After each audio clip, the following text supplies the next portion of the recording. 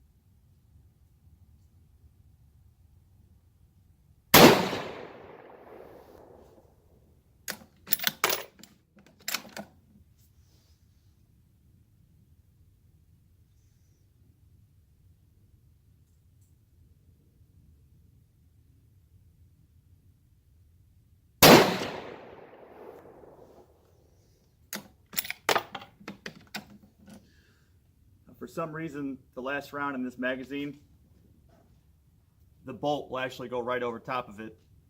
I'll bring you in and show you what I'm talking about.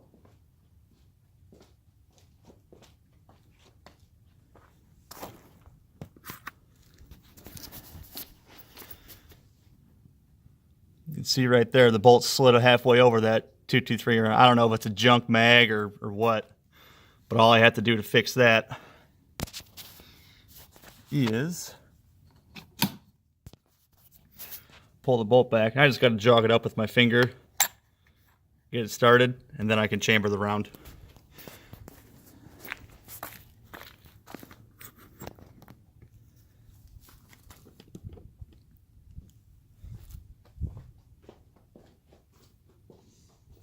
Again, I'm not sure why it does that, but just have to get a different mag and see if that fixes the issue. Let's take our last shot here.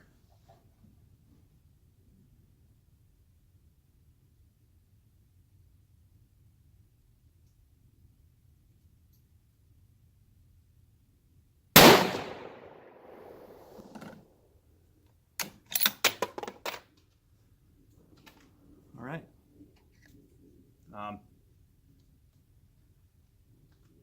Pick up my brass here.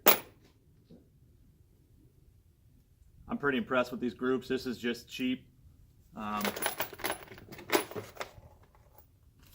Remington UMC 55 grain full metal jacket, and without a sandbag or anything, I'm still getting some pretty good groups. We'll go down and measure them, and I'll do a follow-up on how the actual size of the groups. But yeah, I'm impressed. Other than the magazine issue, which can probably be fixed by just getting a new mag. See if something's going on. Maybe the springs are not strong enough to hold that round up hard enough. Yeah, we'll come back to you with the target and go over some measurements.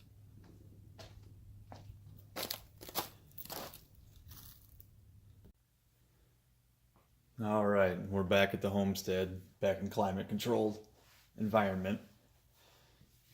So yeah, I pulled a measurement on this group, and with that flyer, it was 1.9835, or give or take a few thousandths.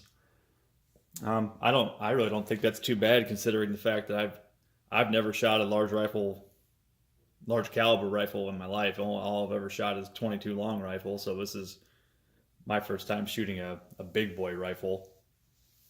And I gotta say, the trigger on this gun is awesome. It's one of the smoothest, cleanest triggers I've ever felt on a firearm in my life. They're fantastic. I guess I could talk about the gun a little bit. I threw the Nikon 4-12 by 40 with the BDC reticle on it. I picked that up on Black Friday, Field and Stream, for pretty cheap. I think it's a great scope. I like the reticle.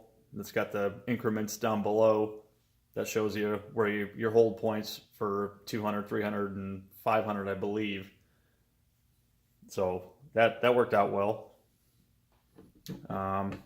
Also through the Caldwell, is it XLA maybe? It's the bipod that you can pivot the gun if you're on an uneven surface. And that was only like $35 on Amazon, so that was a good deal too. Yeah, I like this rifle a lot. I think I lucked out and got a good deal on it, and you can't beat it for the price. So, back to this. I'd like to see what my group size is if I omit that flyer.